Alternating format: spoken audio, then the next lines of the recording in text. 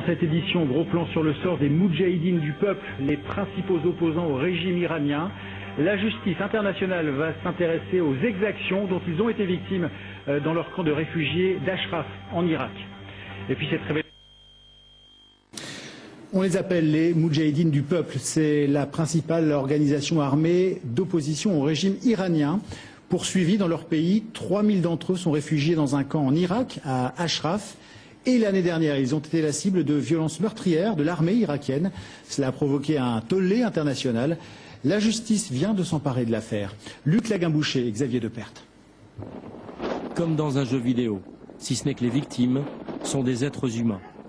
En juillet 2009, des soldats et des policiers irakiens au volant de 4x4 et de bulldozers s'amusent à écraser les résidents d'Ashraf.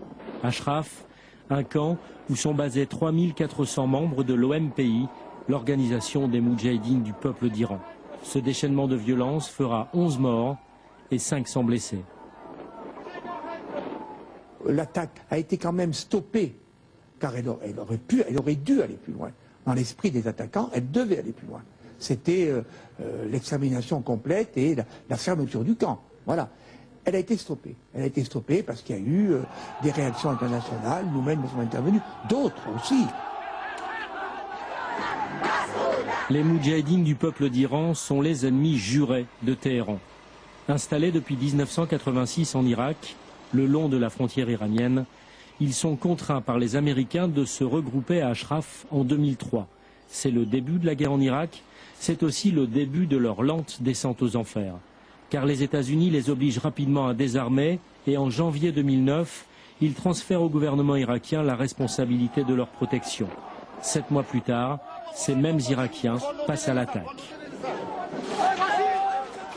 Ashraf est très important pour la résistance iranienne et aussi pour le peuple iranien parce que Ashraf est le symbole de persévérance et de ténacité pour le peuple iranien et aussi le centre de l'espoir.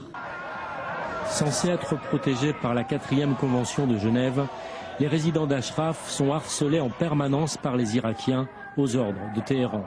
Le 7 janvier dernier, ils sont à nouveau attaqués, à coups de pierre cette fois. Pour les sénateurs français, c'en est trop.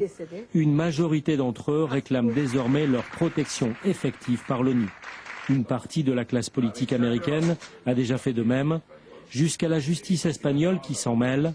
Elle vient en effet de lancer une enquête internationale sur les violences à Ashraf.